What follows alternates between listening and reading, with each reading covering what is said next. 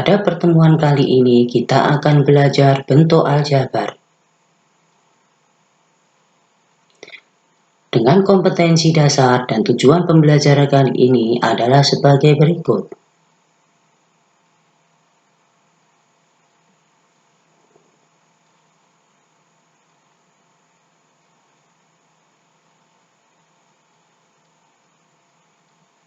Mengenal bentuk aljabar. Perhatikan dan dengarkan cerita dari Bu Guru ya. Bu Halimah mempunyai sekeranjang apel. Beliau adalah orang yang sangat dermawan. Bu Halimah ingin membagikan apel yang ia miliki kepada setiap orang yang lewat di depan rumahnya. Orang pertama yang lewat di depan rumahnya diberi setengah keranjang ditambah satu apel. Kemudian orang kedua yang lewat di depannya mendapatkan setengah dari sisanya ditambah satu apel. Beberapa menit kemudian orang ketiga lewat diberi setengah dari sisanya ditambah satu apel. Sekarang Bu Halimah hanya memiliki satu apel untuk ia makan sendiri. Pertanyaannya adalah, tentukan banyaknya apel semula. Kalian mungkin bisa memecahkan permasalahan tersebut dengan cara mencoba-coba dengan suatu bilangan. Namun, berapa bilangannya harus dicoba? Tidak jelas kan? Cara tersebut terlalu lama, tidak efektif dan terkesan kebetulan saja. Kalian bisa memecahkan masalah tersebut dengan cara memisahkan banyak apel mula-mula dalam keranjang dengan suatu simbol. Lalu, kalian bisa membuat bentuk matematisnya untuk memecahkan permasalahan tersebut.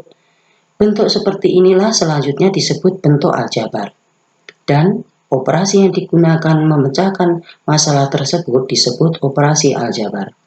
Untuk lebih mengenal tentang bentuk dan operasi aljabar, mari kita ikuti pembahasan berikut.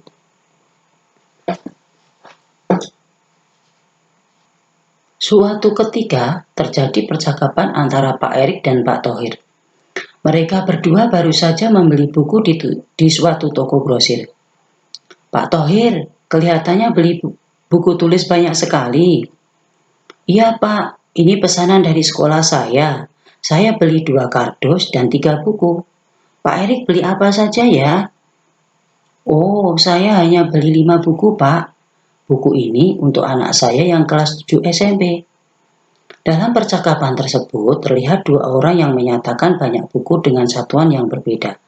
Pak Thohir menyatakan jumlah buku dalam satuan kardus, sedangkan Pak Erik langsung menyebutkan banyak buku yang ia beli dalam satuan buku. Dari percakapan tersebut, jika dinyatakan dalam bentuk tabel, sebagai berikut. Pak Thohir membeli 2 kardus buku dan 3 buku. Maka apabila ditulis dalam bentuk aljabar, ditulis 2X ditambah 3. Sedangkan Pak Erik membeli 5 buku. Maka kalau ditulis dalam bentuk aljabar ditulis 5. Simbol X menyatakan banyaknya buku dalam kardus. Simbol X tersebut bisa mewakili sembarang bilangan, yakni seperti berikut. Jika X sama dengan 10, maka 2X ditambah 3 sama dengan 23. Jika X sama dengan 15, maka 2X ditambah 3 sama dengan 33. Jika X sama dengan 20, maka 2X ditambah 3 sama dengan 43. Demikian seterusnya, apabila X sama dengan 50, maka 2X ditambah 3 sama dengan 103. Jadi, nilai pada bentuk aljabar di atas tergantung pada nilai X. Di sekitar kita ada beberapa orang seringkali menyatakan banyaknya suatu benda tertentu dengan tidak menyebutkan satuan benda tersebut, tetapi menggunakan satuan kumpulan dari jumlah benda tersebut. Misalnya, 1 karung beras, 1 keranjang jeruk, 1 dus mie instan, dan lain-lain.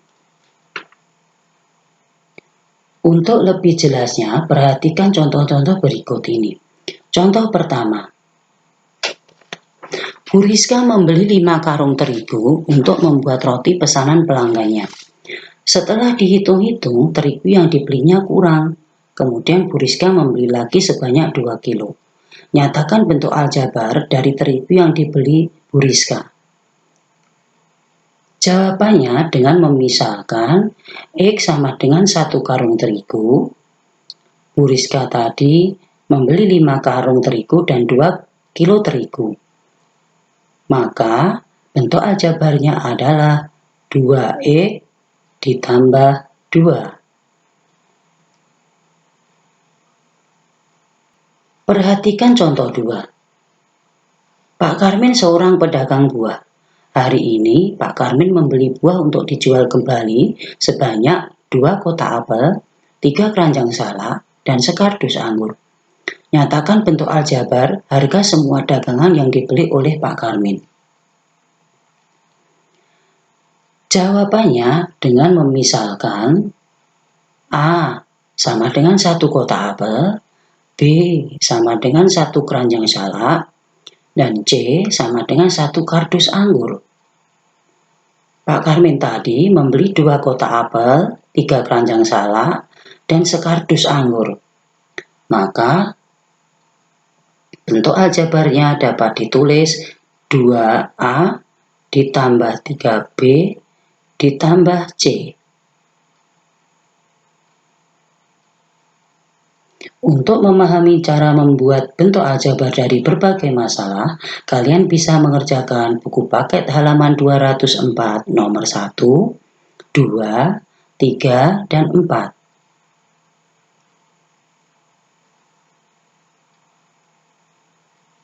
Unsur-unsur pada bentuk aljabar.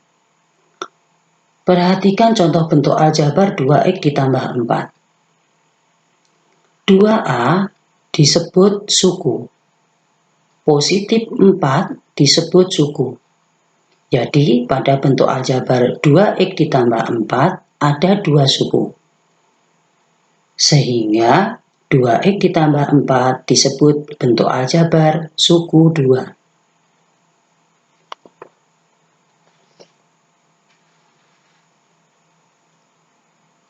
Berikut nama-nama bentuk aljabar berdasarkan banyaknya suku. 3x, Y, dan negatif 2N adalah contoh bentuk aljabar suku 1. 2x ditambah 4 dan 7Y dikurangi 2 adalah contoh bentuk aljabar suku 2. 3x kuadrat ditambah 6x ditambah 1 adalah contoh bentuk aljabar suku 3.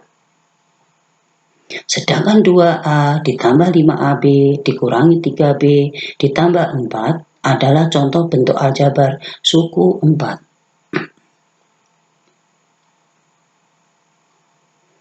Untuk memahami suku-suku pada bentuk aljabar, kalian bisa mengerjakan buku paket halaman 206 nomor 10.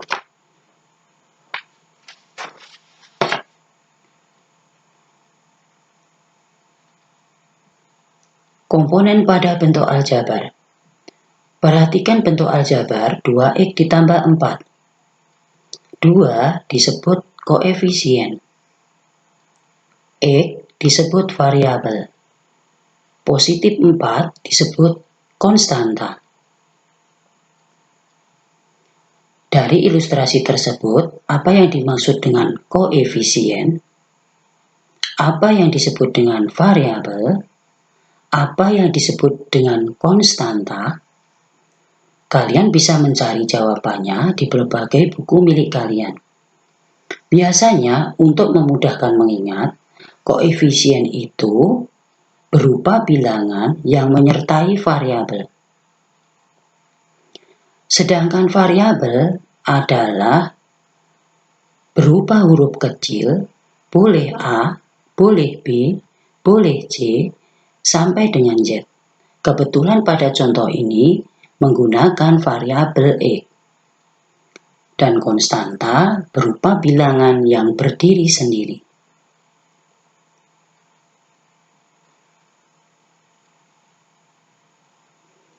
Perhatikan contoh berikut ini. Pada bentuk aljabar 5x ditambah 1, variabelnya adalah X, koefisien dari variabel X adalah 5, konstantanya adalah 1. Sedangkan pada bentuk aljabar 3A ditambah 2B dikurangi 4B ditambah 7, variabelnya adalah A, AB, dan B. Sehingga koefisien dari variabel A adalah 3, koefisien dari variabel AB adalah 2, dan koefisien dari variabel B adalah negatif 4. Sedangkan konstantanya adalah 7. Untuk memahami komponen pada bentuk aljabar, kalian bisa mengerjakan latihan buku paket halaman 206 nomor 11.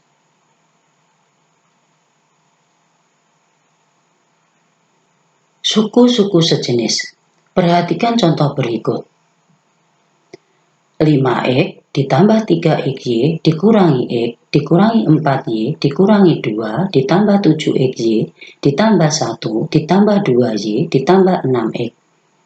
Dari contoh bentuk aljabar tersebut dapat kita kelompokkan suku-suku yang sejenis sebagai berikut. Kelompok pertama adalah 5x, negatif x, dan positif 6x. Kelompok kedua adalah 3xy dan positif 7xy. Kelompok ketiga adalah negatif 4y dan positif 2y. Kelompok keempat adalah negatif 2 dan positif 1. Jadi, apa yang dimaksud dengan suku-suku sejenis? Suku-suku sejenis adalah suku-suku yang mempunyai variabel sama. Untuk memahami suku-suku sejenis, kalian bisa mengerjakan latihan buku paket halaman 206 nomor 12. Menyederhanakan bentuk aljabar. Perhatikan contoh 1. Sederhanakanlah bentuk aljabar berikut. 4x ditambah 9 dikurangi 5x dikurangi 2. Kalian bisa menjawabnya dengan cara menggabungkan suku-suku sejenis dari bentuk aljabar tersebut. 4x dikurangi 5x ditambah 9 dikurangi 2 sama dengan 4 dikurangi 5x ditambah 9 dikurangi 2 sama dengan negatif x ditambah 7. Maka bentuk sederhananya dapat ditulis negatif x ditambah 7. Perhatikan contoh 2. Sederhanakanlah bentuk aljabar berikut. 5x ditambah 3xy dikurangi x dikurangi 4y dikurangi 2 ditambah 7xy ditambah 1 ditambah 2y ditambah 6x. Kalian bisa menjawabnya dengan cara menggabungkan suku-suku sejenis dari bentuk aljabar tersebut. 5x dikurangi x ditambah 6x ditambah 3xy ditambah 7xy dikurangi 4y ditambah 2y dikurangi 2 ditambah 1. Sehingga hasilnya adalah 10x ditambah 14xy ditambah negatif 2y ditambah negatif 1. Maka bentuk sederhananya dapat ditulis 10x ditambah 14xy dikurangi 2y dikurangi 1. Untuk memahami menyederhanakan bentuk aljabar, kalian bisa mengerjakan latihan buku paket halaman 206 nomor 13. Dan latihan buku paket halaman 205 nomor 5. Terima kasih.